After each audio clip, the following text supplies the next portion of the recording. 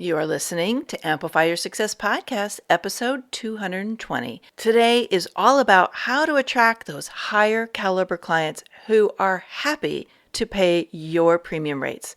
Are you ready for this? Let's get started. Welcome to the Amplify Your Success Podcast. Get ready to ramp up your revenue, amplify your impact, and make your mark in the world. This is the show for experts, thought leaders, and service professionals who want to shatter their limits and achieve that next level.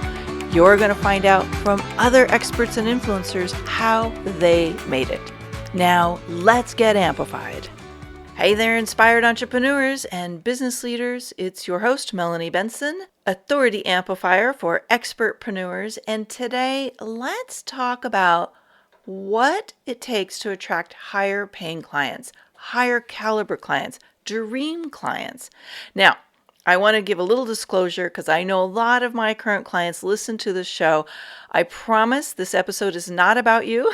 Sometimes I'll have people message me and say, "Oh my God, am I that client you talked about today? Oh, I don't want to be that client." No, you are not. That is not you. You are my dream client. I have amazing clients. I am so blessed to have extraordinary clients. So I promise this is not about you. Today, what I want to do is talk about some of the things that I've learned along the way in my 21 years of coaching entrepreneurs of all different kinds, and what might be missing if you're attracting clients who are draining you and finding that there are clients who initially seem like they could be a dream client, but later ask for the sun and the moon, but are only willing to pay for just one star.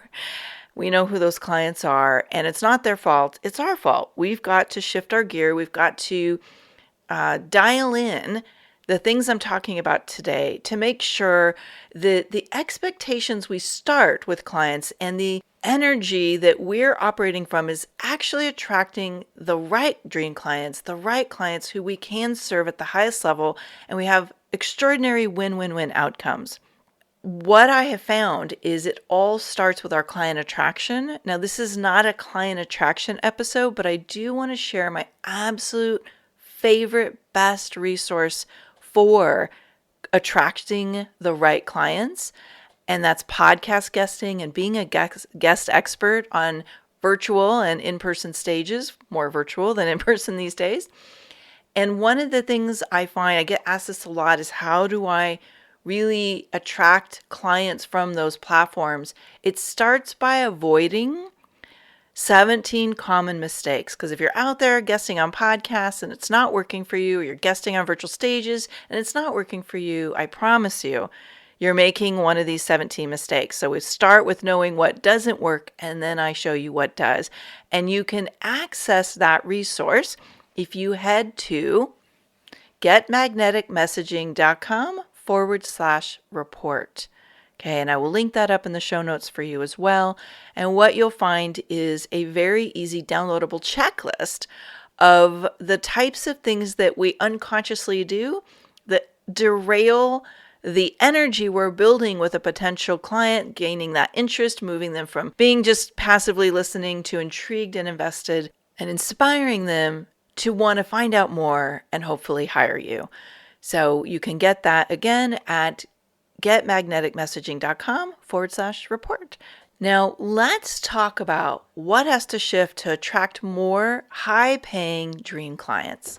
First and foremost, I like to look at what's not working. And by understanding what's not working, then we can start to get a clear picture of what is working. And that means we do have to start with, where are you attracting your clients right now?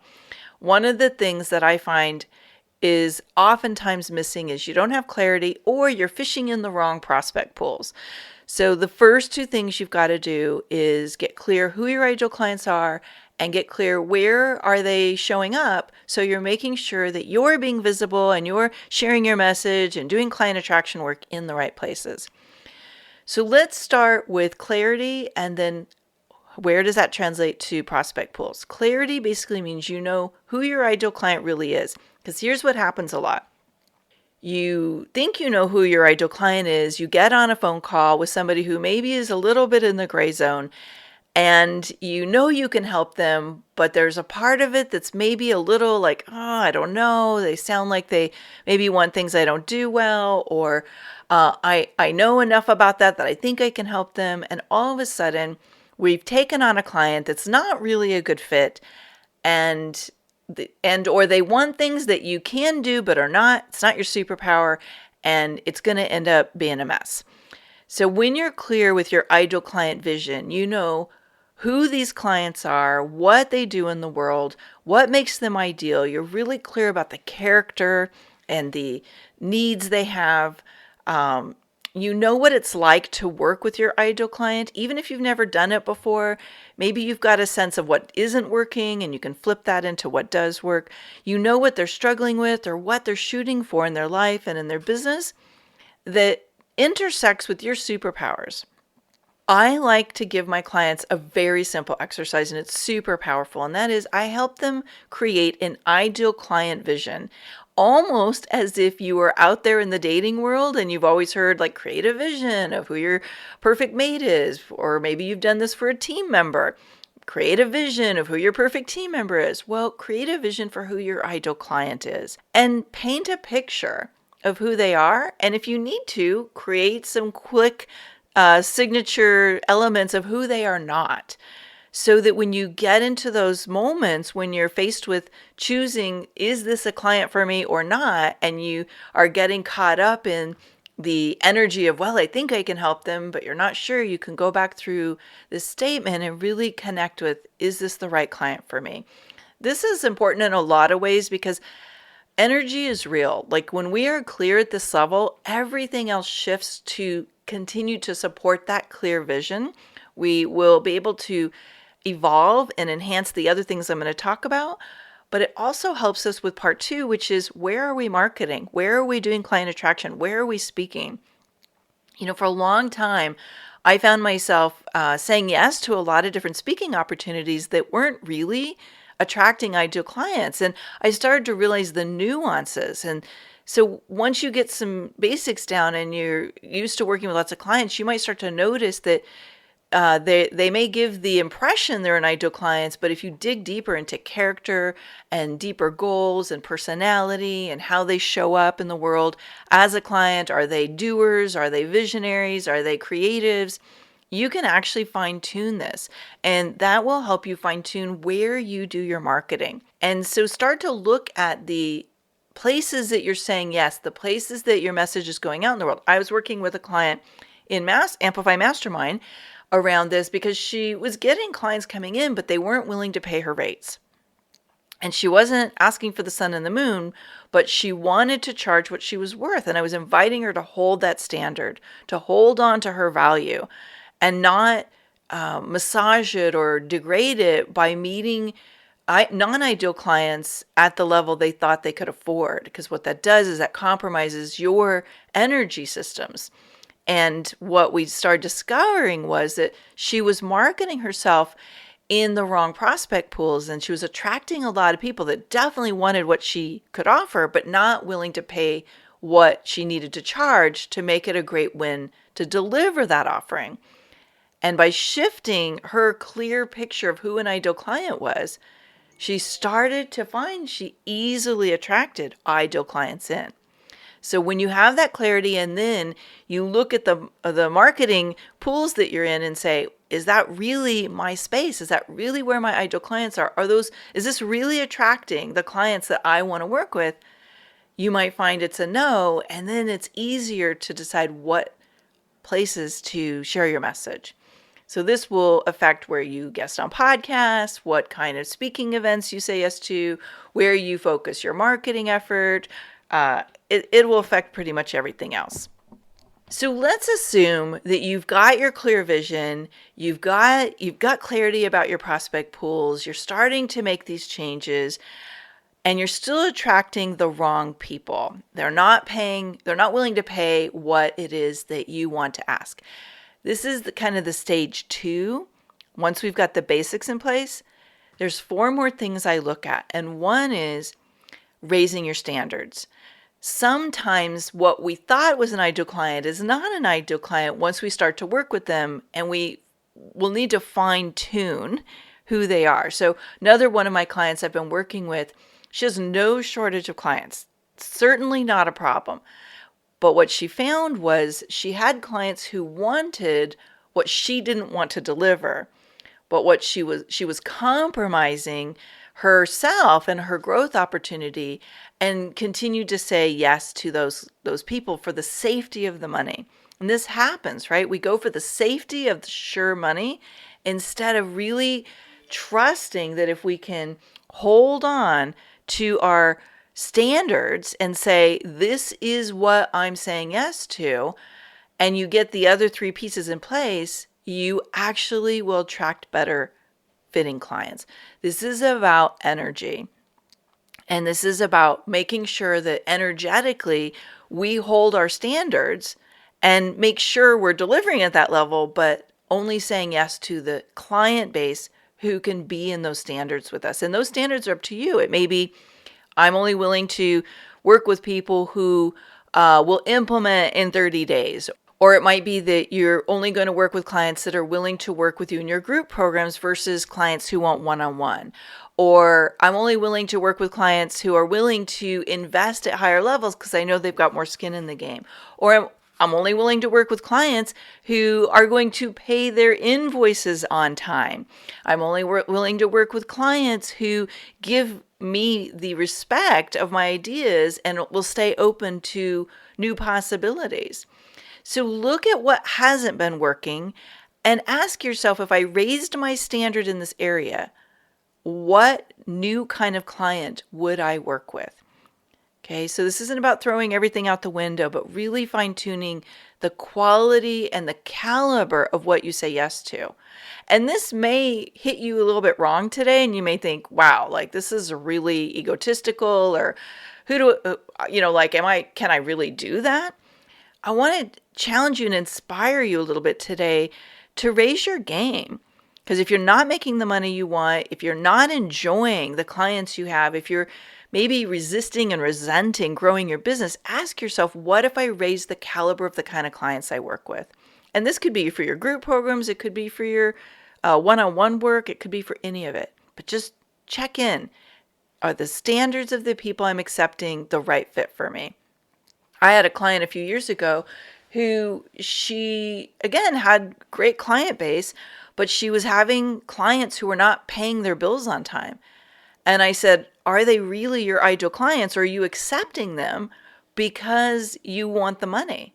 And when she really got truthful with herself, she said, yeah, I'm bringing them in. I'm accepting them because I want the sure money.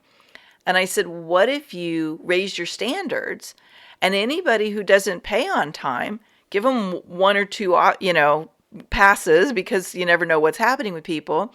But what if this is a chronic thing, you cut them loose? And she did.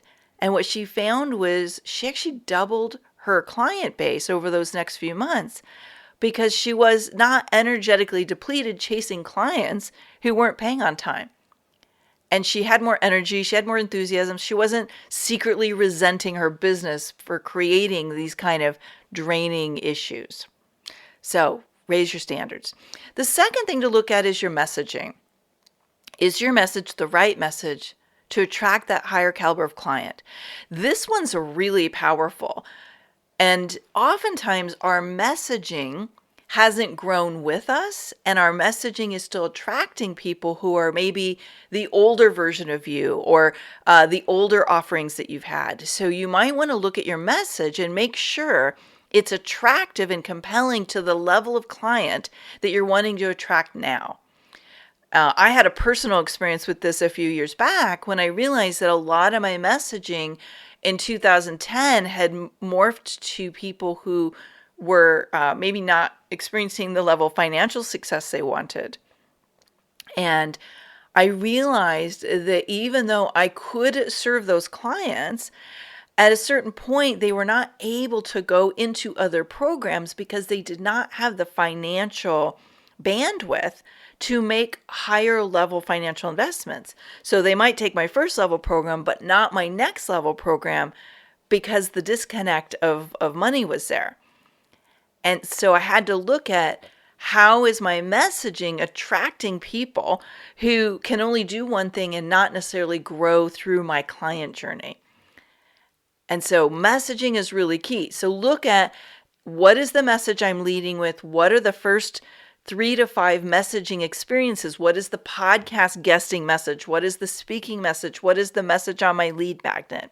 And that leads me to the third component, and that is your offerings. Is your offering, your core signature offering and your next step offerings, is that serving the needs of that higher level client? Is it attractive to people who are struggling or attractive to people who are thriving, right? Like, is this person struggling to pay their bills the one that's going to say yes to that first opportunity? Or is it going to really meet the needs of that dream client who's going to start there and then want more? So look at your client journey and say, what am I painting as a roadmap of how to move through the different offerings? And are these the message and the offering designed to attract these dream clients that I say I want? Or am I subconsciously or unconsciously attracting people that I don't want to work with because my offerings are designed for them? Okay, sometimes we just get into this unconscious way of messaging things and designing things because our comfort zone is that client, but we know they're not necessarily the level of client that we want to be working with more in the future. Okay, so again, just look at what we have in place and how are the people out there experiencing and perceiving you as the kind of person they want to work with. And the last thing is boundaries. Sometimes all the things are right, but we just have to have the courage to say no to the wrong clients, trusting that if we do that, we will create space for the right clients. Sometimes the wrong client comes in and we have to untangle ourselves from them. Sometimes the client is right when they start, but through life experiences or changes in the marketplace or the evolution that they're in, they become the wrong person and it's not really the best fit moving forward. That's where you need to have the courage to let them go. And think about, how is it affecting your energy? And if it's negatively affecting your energy, I guarantee you it's negatively affecting their energy. There will be things that feel out of sync. If we can raise our boundaries and really enforce them so that you're super crystal clear when it's not a good fit, and you can communicate that in a kind and graceful and compassionate way, and even think about how you can message early on to those people what you're looking for and what makes a good fit and a not a good fit, and they can self-select out. Trust that if people that you think are a good fit are not actually saying yes, and you've done a good job communicating the boundaries, chances are they know they're not going to rise up into that level of standard you have for them. Then let them go. Focus on serving the people that meet the energetic match of a high caliber client for you. Clarity, niche, raise your standards, get the messaging in place that's going to attract those higher caliber of person. They're willing to pay more, that are able to pay more. Get your offerings to meet the needs of that higher caliber client and make sure they're priced accordingly with the value of the person you want to attract for what you're delivering. And boundaries. Okay, so are you going to take the challenge? Is it time for you to attract these higher paying clients? Make sure you get my resource. And if you know that you need to up-level your client type and shift energetically who you're serving, and it's time to raise your game around the kind of clients you're working with, and you don't know where to start with this, reach out. Let's get you an Amplify audit booked, and let's figure out what you need to do to create the platform that does attract higher paying clients, that does attract that next caliber of clients that you deserve and who are looking for you right now. It transforms everything. And it is one of the key ingredients of an authority-based business, someone who's able to influence others. I hope you will step into this. Remember, you're not leaving people behind. You're inspiring them to raise their game too. And I promise you, it is a powerful place to be in business. Thanks for tuning in today, Amplifier. Be sure to join us right now in the Amplify Your Authority community at authorityamplifiers.com, and I'll share my 7 proven tips to be a highly paid expert that stands out in a crowded market. Plus, we're going to keep this conversation going, and I want to hear from you how you're going to amplify your authority and make a greater impact. Before you go, please take a minute to give our show and our guests some love over on your favorite podcasting platform. Subscribe, rate, and review. Leave your full name, and I'll spotlight you and your authority on social media.